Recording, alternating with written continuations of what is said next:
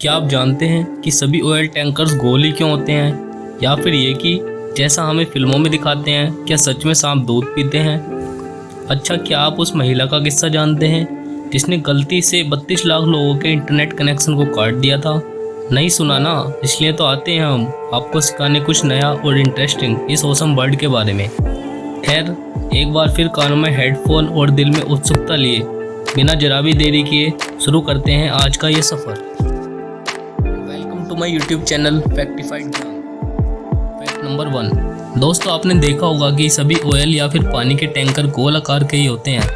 कभी भी ये क्यूबिकल या बॉक्स टाइप के नहीं होते, जबकि क्यूबिकल स्ट्रक्चर बनाने से टैंक की कैपेसिटी और बढ़ जाती है, लेकिन फिर भी इन टैंक को सिलेंड्रिकल बनाया जाता है। जानते हैं क्यों? दरअसल दोस्तों, जब भी किसी लिक्विड को कैरी करने की बात आती है तो प्रेशर की वजह से लिक्विड खुद को कैरी करने वाली बॉडी के कॉर्नर्स पर बहुत स्ट्रेस डालता है, जिसके चलते टैंक के इन कॉर्नर में क्रैक आने या फिर लिक्विड के लीक होने की संभावना बढ़ जाती है। वहीं इन गोल टंकियों में कोने नहीं होते, जो इस टैंक के लिए किसी भी प्रेशराइज्ड गैस या लिक्विड को कैरी करना और सुरक्षित बनाते हैं। इसी कारण हमारे किचन में इस्तेमाल होने वाले एलपीजी सिलेंडर भी गोल होते हैं। साथ ही इन गोल टैंक पूरे ट्रक को लो सेंटर ऑफ ग्रेविटी ऑफर करता है, जो इसकी स्टेबिलिटी को और बढ़ा देता है। इन सब के अलावा गोल टैंक को खाली करना भी आसान होता है। तो अब आप समझ ही गए होंगे। अभी तो ऐसे फैक्ट और भी हैं। वीडियो अच्छी लगी तो लाइक किए बिना मत जाना। नंबर 2। दोस्तों, आपने भी फिल्मों या फिर नाग पंचमी के दिन सांपों को दूध पीते देखा होगा। क्या सच में सांप दूध पीते हैं? क्या दूध इनकी खुराक का हिस्सा है? दोस्तों, इसका सीधा सा जवाब है नहीं। सांप कोल्ड ब्लडेड रेप्टाइल होते हैं जो दूध नहीं पीते। क्या आप सांप को अपने बच्चों को दूध पिलाते देखा है? नहीं देखा होगा, क्योंकि जीवों में माँ का अपने बच्चों को दूध पिलाना मेमल्स यानी स्तनपायी जानवरों का ट्रेड है, रेप्टाइल्स का नहीं। तो अब आप पूछेंगे कि नागपंचमी के दिन सांप दूध कैसे पी जाते हैं? तो आपको बता दूं कि ये करामात होती है हमारे सपेरों की, जो इन बेचारे बेजुबान सांपों को पकड़कर नागपंचमी से पहले कई दिनों तक भूखा प्यासा रखते हैं। जब नागपंचमी के दिन इन सांपों को निकाला जाता है तब ये भूख प्यास से त्रस्त हो जाते हैं और डिहाइड्रेशन से बचने के लिए दूध को पानी समझकर पी जाते हैं। लेकिन दोस्तों, मेमल्स की तरह स्नेक्स के डाइजेस्टिंग सिस्टम में लैक्टेज नाम का एंजाइम नहीं होता, जो दूध को पचाने के लिए ज़रूरी होता है, और इस कारण ये दूध सांपों को फ़ायदा नहीं नुकसानदायक साबित होता है, और कई केसेस में तो सांप की मौत भी हो जाती है। अगर यकीन ना हो तो अपने लेवल पर आप खुद भी रिसर्च कर सकते हैं। Fact number 3। दोस्तों, एक समुद्री जहाज को चलाने में उसका इंजन और प्रोपेलर मिलकर काम करते हैं, लेकिन ऐसे भी मौके आते हैं जब समुद्र में इन जहाज को रोककर वेट करना पड़ता है। तो क्या आप जानते हैं कि समुद्र में चलने वाले इन मेगा शिप्स को पानी में कैसे रोकते हैं? अगर नहीं तो अभी जान जाएंगे। दोस्तों, ये मुमकिन हो पाता है इन एंकर्स की वजह से, जिन्हें हिंदी में लंगर कहते हैं। ट्रेडिशनल एंकर्स कुछ ऐसे दिखते थे, लेकिन तकनीकी के विकास के साथ साथ इनकी बनावटों में बदलाव आते गए। सैद्धांतिक तौर पर ये एंकर्स एक ही तरह से काम करते हैं। जब किसी शिप को पानी में रोकना होता है तो इन इंजन को बंद कर दिया जाता है और लंगर डाल दिया जाता है। ये लंगर कई टन भारी होता है और इसके काम करने के लिए शिप पर एक एंकर विंड ग्लास मशीन होती है, जो मोटी मोटी लंबी चैन की मदद से लंगर को पानी में डालती है और खींचती है। पानी में डलने के बाद करंट की डायरेक्शन में खींचने पर यह लंगर सी बेड में फंसता जाता है और मजबूत चैन की वजह से शिप में एक ही जगह रोके रखता है। चलने के वक्त इस शिप को लंगर की तरफ बढ़ाते हैं। इसकी चैन धीरे धीरे खिंचती जाती है और फिर इसके सीधे ऊपर आने पर इसके विंड ग्लास सिस्टम के लिए मुमकिन नहीं रह जाता। तो कुछ समझे? नंबर 4। दोस्तों, कुछ दिन पहले ही महेंद्र सिंह धोनी ने क्रिकेट को अलविदा कहा, तो फैंस के इमोशन भर भर के बाहर आए। तो आज हम पेश करते हैं एमएचडी स्पेशल फैक्ट। दोस्तों, क्या आप जानते हैं एक ह्यूमन आइस को ब्लिंक करने में 400 मिली सेकेंड का वक्त लगता है, लेकिन हमारे माही ने सिर्फ 80 मिली सेकेंड में ही स्टैंप आउट करके बैट्समैन की गिल्लियां बिखेरी हैं। अक्टूबर 2018 में वेस्ट इंडीज़ के खिलाफ एक मैच में धोनी ने किमियो पॉल को 80 मिली सेकेंड में स्टंप आउट करके अपना ही पुराना रिकॉर्ड 90 मिली सेकेंड स्टंप आउट का रिकॉर्ड तोड़ दिया। और दोस्तों, क्रिकेट की दुनिया में आज तक की सबसे तेज स्टंपिंग है। चाहे मुश्किल वक्त में टीम के डिसीजन लेना हो या ग्लव्स पहने विकेट के पीछे, धोनी से तेज कोई नहीं।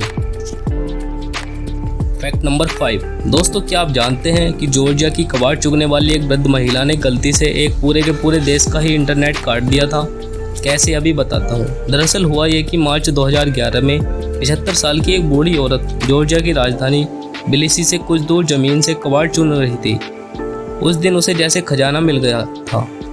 उसने जमीन से कई किलोग्राम कॉपर खोद निकाला, लेकिन इस खुदाई के दौरान उसका फावड़ा गलती से एक अंडरग्राउंड ऑप्टिक फाइबर केबल पर लग गया और पड़ोसी देश आर्मीनिया के 90% लोगों का इंटरनेट कट गया।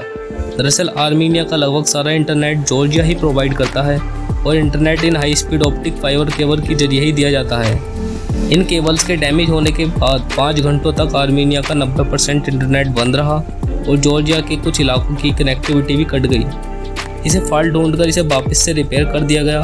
इसी मौके पर सिक्योरिटी टीम ने उस महिला को अरेस्ट तो कर लिया, लेकिन उसकी उम्र के चलते उसे कुछ सवालों के बाद छोड़ भी दिया गया। Fact number 6। दोस्तों, आज के समय में ऑनलाइन शॉपिंग हमारी ज़िंदगी का हिस्सा बन चुकी है। ऐसा शायद ही कोई प्रोडक्ट हो जो आज इस इंटरनेट पर नहीं मिलता। लेकिन क्या आप इंटरनेट पर बिकने वाली पहली चीज़ के बारे में जानते हैं? वो पहला प्रोडक्ट कौन सा था जिसे ऑनलाइन बेचा गया? नहीं जानते तो बता दूं कि इंटरनेट पर की गई पहली डील 1971-72 में स्टैनफोर्ड और MIT के कुछ स्टूडेंट्स के बीच हुई थी। और जानते हैं इस डील में प्रोडक्ट क्या था? वीट। जी हाँ, जिसे मरुआना भांग या कैनबिस भी कहा जाता है, इंटरनेट पर बिकने वाली पहली चीज़ थी। कई जानकार इसे इलीगल होने और इस डील के पैसों की ट्रांजैक्शन ऑनलाइन न होने के चलते इसे ई-कॉमर्स ट्रांजैक्शन नहीं मानते, लेकिन इंटरनेट पर यह पहली बिजनेस डील जरूर थी। था ना कुछ अलग। अगर आप हमारे साथ इस सफ़र पर पहली बार निकले हैं तो सब्सक्राइब करें हमारे फैक्टिफाइड यूट्यूब चैनल को ऐसे ही ऑसम फैक्ट्स के लिए। साथ ही इस इन्फॉर्मेशन को खुद तक सीमित ना रखें और अपने दोस्तों रिश्तेदारों के साथ इस इन्फॉर्मेशन को शेयर करें, उन्हें भी कर दें फैक्टिफाइड। खैर, अब बढ़ते हैं आगे। Fact number 7। दोस्तों, लीनिंग टावर ऑफ पीसा का नाम तो आपने सुना ही होगा। इटली के पीसा शहर के पास एक फ्री स्टैंडिंग बेल टावर जो अपने 4 डिग्री के झुकाव के कारण दुनिया भर में मशहूर है और इस वर्ल्ड हेरिटेज मॉन्यूमेंट है। क्या आप जानते हैं लीनिंग टावर ऑफ पीसा से भी टिल्टेड बिल्डिंग हमारे अपने देश में मौजूद है? क्या आप शायद उसका नाम न जानते हो? यह है बनारस के घाट पर स्थित 43 फीट ऊंचा रत्नेश्वर मंदिर जो कांसी करवट के नाम से मशहूर है।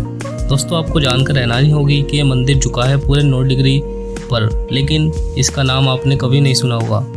लेकिन अगर आप सोच रहे हैं कि ऐसा ही बनाया गया था तो बता दूं कि हमेशा ही ऐसा नहीं था। दरअसल 1860 में घाट में नहाने के बाद ये पिछली तरफ से बैठ गया था और तब से टेढ़ा ही है। Fact number 8। दोस्तों, क्या आप ऐसे जीव के बारे में जानते हैं जो 1499 में पैदा हुआ था और फिर 507 साल जीकर 2006 में उसकी मौत हुई? जी हाँ, 500 साल से भी ज़्यादा उम्र के मिंग नाम के इस क्लैम को 2006 में वैज्ञानिकों ने आइसलैंड के पास समुद्र की तलहटी में खोजा था, लेकिन तब उन्हें शायद इस जीव की रिकॉर्ड ब्रेकिंग एज का अंदाज़ा नहीं होगा।